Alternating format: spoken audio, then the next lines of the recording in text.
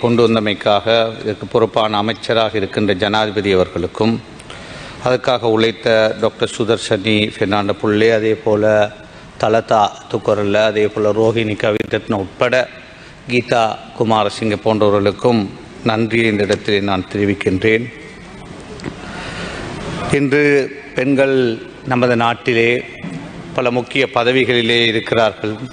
இந்த நாட்டின் பிரதமராக, ஜனாதிபதியாக பெண்கள் இருந்திருக்கிறார்கள்.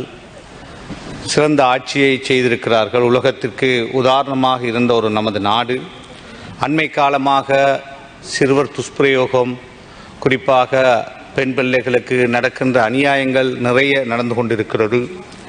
எனவே இதனூடாக அவர்களுக்கெல்லாம் விமோசனம் கிடைக்கும் என்று நம்புகின்றோம்.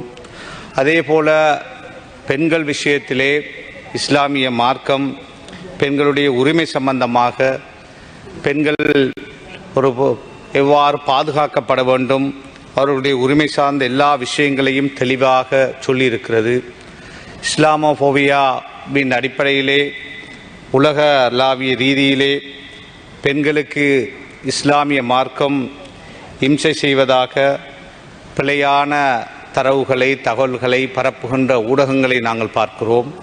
அதே போலதான் இலங்கையிலே தனியார் சட்டம் என்று இருக்கின்ற MMDA அந்த விஷயத்திலே ஒரு பிழையான கருத்தை சில அரசு சார்பற்ற நிறுவனங்கள் இந்த நாட்டிலே முன்னெடுத்து அதற்கு சில திருத்தங்களை முன்வைத்த பொழுது இந்த பாராளுமன்றத்தில் இருக்கின்ற முஸ்லிம் பாராளுமன்ற உறுப்பினர்கள் அதிகமானவர்கள் கையொப்பமிட்டு அமைச்சர் அவர்களுக்கு சமர்ப்பித்திருக்கிறோம். ஆனால் இதுவரை அது சட்டம் மூலமாக அந்த திருத்தங்களோடு இந்த பாராளுமன்றத்திலே சமர்ப்பிக்கப்படவில்லை. கௌரவ அமைச்சர் அவர்கள் அந்த விஷயத்தை அவசரமாக சமர்ப்பிக்க வேண்டும் என்று இந்த உயர் சபையிலே நான் வேண்டுகோள் விடுக்கின்றேன். அதே போல மிக மோசமான இன்னொரு விஷயம்தான், வெளிநாட்டுக்கு வேலைக்கு செல்லுகின்ற பெண்களால் அவர்களுடைய குடும்பங்கள், பிள்ளைகள், சிறு பிள்ளைகள் பல வகையான இன்னல்களுக்குள்ளாக்கப்படுகிறார். எனவே அவ்வாறு பெண்களை வெளிநாட்டுக்கு அனுப்புகின்ற, வேலைக்காக அனுப்புகின்ற அந்த நடைமுறையை நிறுத்த வேண்டும் என்று இந்த அரசாங்கத்திடத்திலே வேண்டுகோள் விடுக்கின்றேன். இன்னும் ஒரு முக்கியமான விஷயம், அதாவது பெண்களுடைய உரிமை சம்பந்தமாக, பெண்களை வலுவூட்டல் சம்பந்தமாக, வலுவூட்டல் என்று பார்க்கின்ற பொழுது கல்வி ரீதியாக, அரசியல் ரீதியாக, சமூக ரீதியாக, பொருளாதார ரீதியாக பெண்களை வலுவூட்ட வேண்டிய தேவை இருக்கிறது. எனவே இன்று அதிகமான பெண்கள் கல்வித்துறையிலே உயர்ந்து நிற்கிறார்கள். ஒரு காலத்திலே முஸ்லிம் பெண்கள் கல்வி கற்பதில்லை என்ற ஒரு கதை பரப்பப்பட்டு கொண்டிருக்கின்றது. இன்று நாங்கள் பார்த்தால் பல்கலைக்கழகங்களிலே பெரும்பான்மையான அவர்களாக முஸ்லிம் பெண்கள், முஸ்லிம்கள் ஆண்களை விட, முஸ்லிம் ஆண்களை விட பெண்கள் அதிகமாக சட்டக்கல்லூரியாக இருக்கலாம், அல்லது பொறியியல் துறையாக இருக்கலாம், அல்லது மெடிசினாக இருக்கலாம், எல்லா துறையிலும் இருக்கிறார். ஆனால் கடந்த 31ஆம் தேதி இந்த நாட்டிலே ஏழு பெறுபேறுகள் வந்தது. பலர் பல்கலைக்கழகங்களுக்கு தெரிவு செய்யப்பட்டிருக்கிறார்கள். அவ்வாறானவர்களுக்கு வாழ்த்துக்களை தெரிவிக்கின்றோம். அதே போல இன்னும் தெரிவு செய்யப்படாதவர்கள் தங்களுடைய முயற்சியை கைவிடாது முன்னேற வேண்டியவர்கள் என்று அவர்களையும் முன்னேறுமாறு வேண்டுகோள் விடுக்கின்றோம். திருகோணமலை மாவட்டத்திலே ஜாயிரா என்ற அந்த பாடசாலையிலே கல்வி கற்று, அதாவது சென்ட் ஜோசப் பாடசாலையிலே பரீட்சை எழுதிய 70 முஸ்லிம் மாணவிகளுடைய பெறுபேறுகள் இன்னும் வெளிவரவில்லை. இந்த செயலை நாங்கள் விசாரித்து பார்க்கின்ற பொழுது எமது கட்சியுடைய தேசிய அமைப்பாளர், முன்னாள் அமைச்சர் அப்துல்லா மௌரூப் அவர்களை அங்கு அனுப்பி என்ன நடந்தது என்பதை நான் விசாரித்தேன். அதிபர் முகைஸ் அவர்களோடும் நான் பேசினேன்.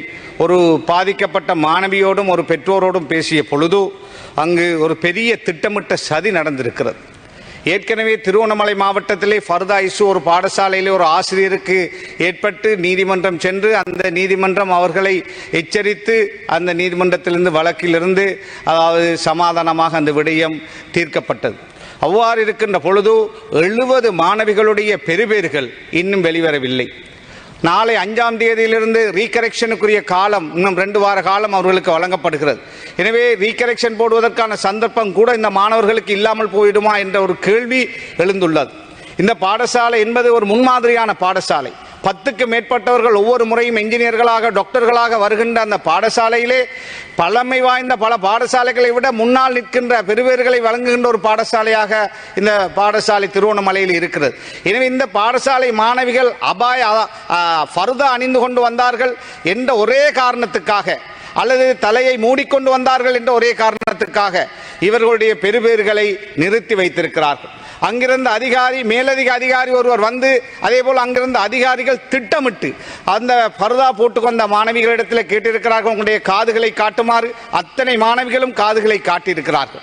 அதன் பிறகு பர்தாவை கூட கலட்டிவிட்டு அவர்கள் தலையிலே ஷோல் போட்டுக்கொண்டு, துப்பட்டி அதாவது போட்டுக்கொண்டு அவர்களுடைய காதை காட்டிக்கொண்டு தான் பரீட்சைகளை தொடர்ந்து எழுதியிருக்கிறார்கள்.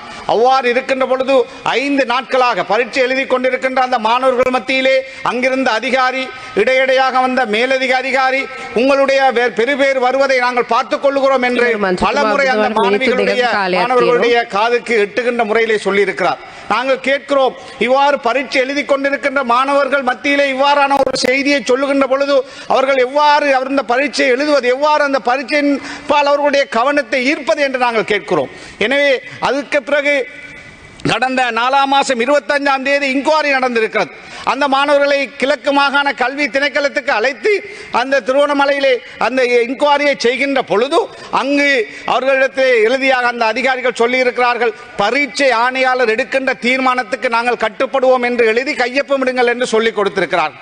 அதை அந்த மாணவிகள், அதாவது சிறு பராயத்தில் இருக்கின்ற அந்த ஏலவல் எழுதிய மாணவிகள் தங்களுடைய பெறுபேறு வந்துவிட வேண்டும் என்பதற்காக பல்கலைக்கழகம் செல்ல வேண்டும் என்ற ஆசையோடு இருந்த மாணவிகள் இன்குவாரிக்கு வந்த அந்த அதிகாரிகள் சொன்னதை கேட்டு அவ்வாறு எழுதி கையொப்பமிட்டு கொடுத்திருக்கிறார்கள். ஆனால் இதுவரை அந்த பெறுபேறுகள் வரவில்லை. நான் 2 தினங்களுக்கு முன்னர் ஜனாதிபதியோடும் சுசில் பிரேம் ஜெயந்த கௌரவ அமைச்சர் அவர்களிடத்திலும் இந்த அநியாயத்தை எடுத்து சொன்னேன். அவர்கள் அந்த மாணவருடைய பரீட்சை பெறுபேறு தருவதற்கான ஏற்பாட்டை செய்வதாக சொன்னார்கள். இன்று நான் ஜனாதிபதியுடைய செயலாளர் சமன் ஏகநாயக் அவர்களுக்கு நான் இந்த விஷயத்தை எடுத்து சொன்னேன். எனவே இந்த நாட்டிலே நடக்காத ஒரு அநியாயம். பெண்களுடைய உரிமையை பற்றி பேசுகிறோம். பெண்களுடைய உரிமையை பாதுகாப்பதற்காக சட்டமூலத்தை இந்த பாராளுமன்றத்தில் இன்று கொண்டு வந்து விவாதித்துக் கொண்டிருக்கிறோம். எல்லோரும் ஒருமுகப்படுத்தி பட்டு நாங்கள் இன்று அதற்கு ஆதரவு கொடுக்கிறோம். அவ்வாறு இருக்கின்ற பொழுது 70 பிள்ளைகள், ஏலவல் எழுதிய பிள்ளைகள், அது முஸ்லிம்களாக இருந்தார்கள் என்பதற்காக, அல்லது அவர்களுடைய தலையை ஆடையை மூடினார்கள் என்பதற்காக அவர்களுடைய பெறுபேறை நிறுத்தி வைப்பது எந்த வகையில் நியாயம் என்று நாங்கள் கேட்கின்றோம். விசாரணைக்காக சென்ற அதிகாரிகளுடைய பெயரும் அந்த பரீட்சை ஹாலிலே இருந்த அதிகாரிகளுடைய பெயர் வெளிப்படுத்தப்பட வேண்டும். இவர்கள் பச்சை துவேஷமானவர்கள். அவர்களுக்கு பிள்ளைகள் இருக்கின்றார்களா இல்லையா என்று நாங்கள் கேட்கின்றோம். ஒரு பிள்ளை பரீட்சை எழுதிவிட்டு பல்கலைக்கழகத்துக்காக செல்வதற்கு ஏங்கிக் கொண்டிருக்கின்ற ஒரு பிள்ளை தன்னுடைய பெறுபேறு வருகின்ற பொழுது அந்த இரவு முதல் நாள் எவ்வளவு வேதனையோடு, ஆசையோடு, சந்தோஷத்தோடு எதிர்பார்த்துக் கொண்டிருப்பார்கள்.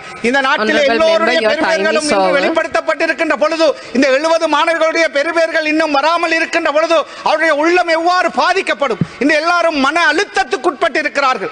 எனவே உங்களுக்கும் பிள்ளைகள் இருக்கிறார்களா என்று நாங்கள் கேட்கிறோம். மாமா கரு